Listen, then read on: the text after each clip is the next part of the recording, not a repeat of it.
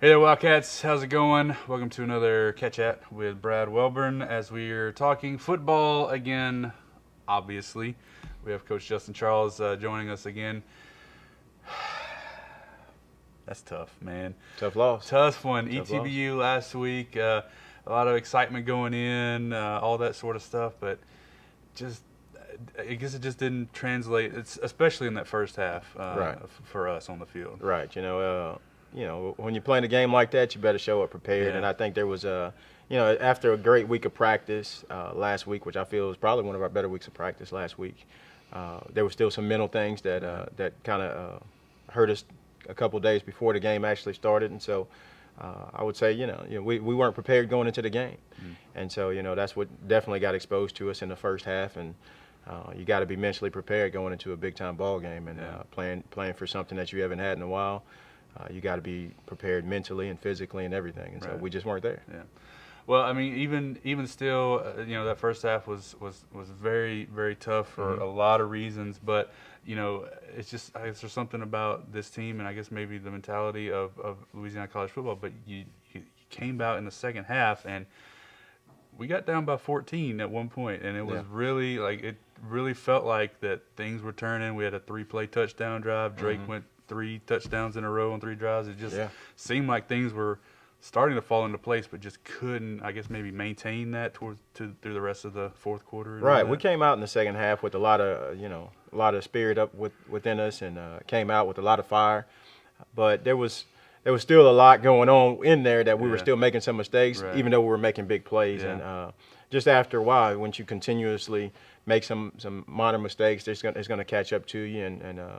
But I was proud of the kids for coming out and playing very hard the way they did. And so, if we can just continue to play like that, as far as whether we're up or if we're down, hey, let's do that, because that's how life is anyways. You got to be able to battle back in life if you get put down. And so I'm very proud of my kids like that, because they definitely do a good job from that aspect of it. But I don't like being down, so.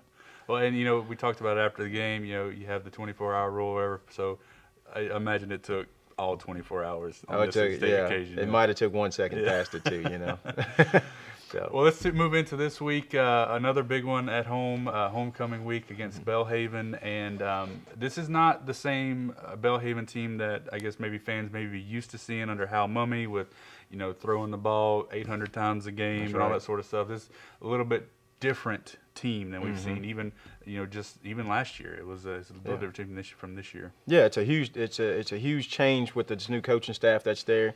Hal Mumme was there for a few years, and they were, he coined the term air raid offense, and that's what they were, and they did a great job doing that, and they're doing a great job now. I think this year's team's a little bit tougher when it comes to running the football, when it comes to playing defense. This team's a little bit tougher playing in the football game, and so it's definitely a different brand, because when you go 4 or 5 wide, you see that 90% of the time in a football game, and now we're looking at a tight end and two backs in the backfield. It's a whole different ball game, and so it'll be fun, But I think our kids are geared towards playing it a little bit right now, because we've seen so many different things, and this is some things that we've seen in practice a lot. This is a type of offense that we've prepared for on multiple occasions, because our offense has this type of offense in this repertoire as well, and so we've seen it, and then their defense is a defense that kind of similar to Southwestern, as far as they're going to play a lot of man on the outside, and they're going to be very physical in the box, and they don't want you to run the ball. They're going to allow you to pass,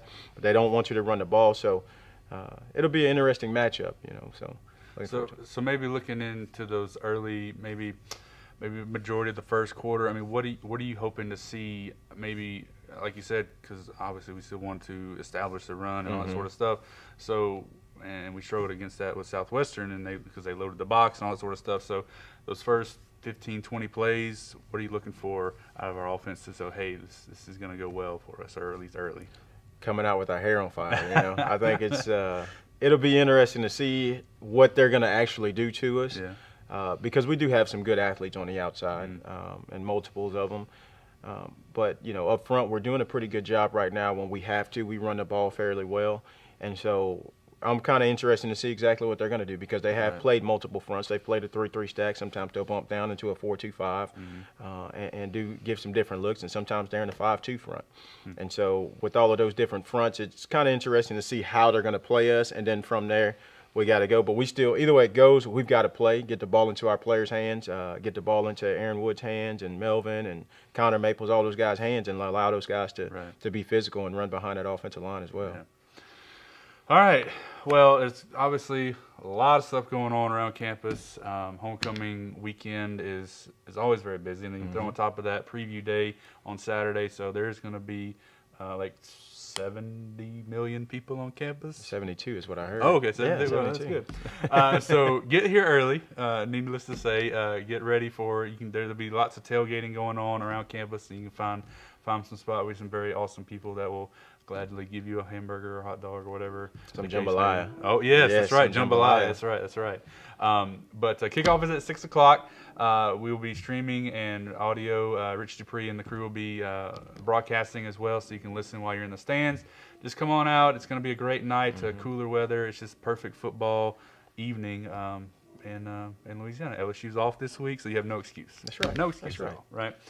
Saturday night in Pineville. That's right. Something like that. Doesn't get any better. That's right. So hope you'll join us. Thanks for watching. We'll see you next time. This is Cat Chat with Brad Wilburn. For Coach Charles, I'm Brad. See you then.